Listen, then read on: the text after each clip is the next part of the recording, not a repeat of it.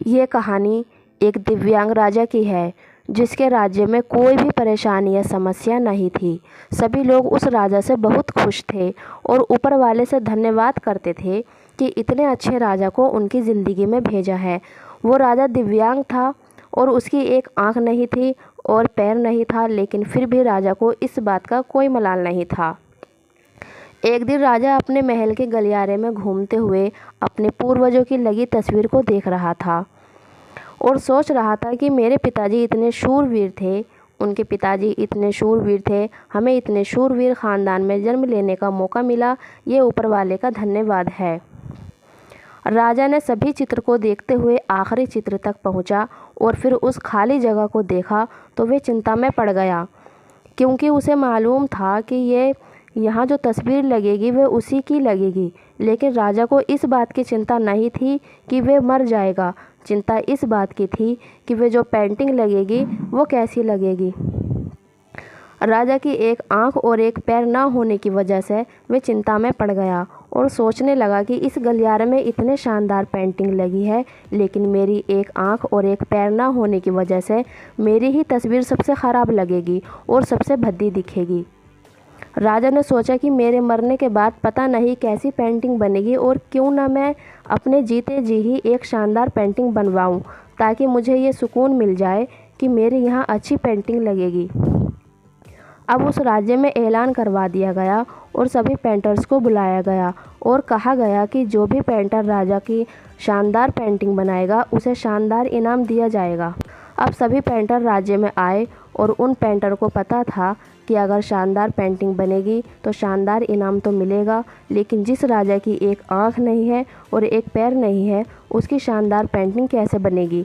Painter सोच रहे थे कि इनाम का तो पता नहीं, लेकिन अगर शानदार पेंटिंग नहीं बनी और राजा गुस्सा हो गए तो सज़ा ज़रूर मिलेगी। लेकिन इसीलिए बड़े बड़े चित्रकार भी आगे नहीं आए।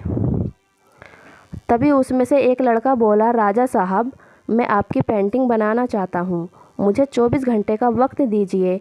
अब सभी बड़े बड़े पेंटर हैरान हो गए कि ये लड़का क्या पेंटिंग बनाएगा और अगर राजा को पेंटिंग पसंद नहीं आई तो इसे सज़ा ज़रूर मिलेगी। राजा बोला, ठीक है, आप बना करके लाइए। अगले दिन वह लड़का तस्वीर बनाकर लाने वाला था और दरबार पूरी तरह से भर चुका था। लोग दूर दूर से ये देखने के लिए आए थे कि वह लड़का कैसी पेंटिंग बनाकर लाया है।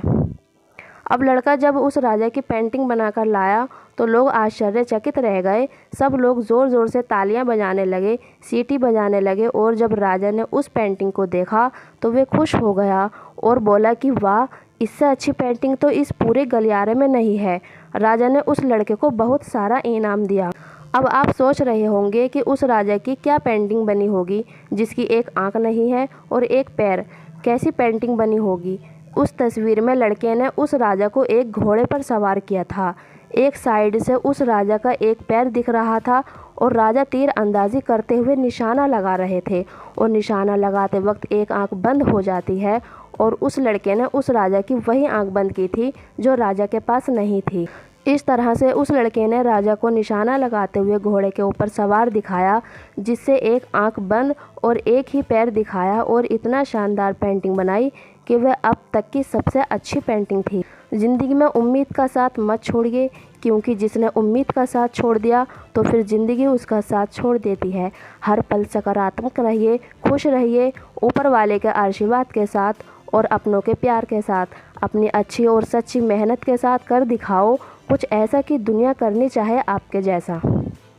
उम्मीद करती हूँ आपको ये कहानी पसंद आई होगी। अगर पसंद आई तो लाइक, सब्सक्राइब और शेयर करें और आपने इस कहानी से क्या सीखा कमेंट करके बताइए।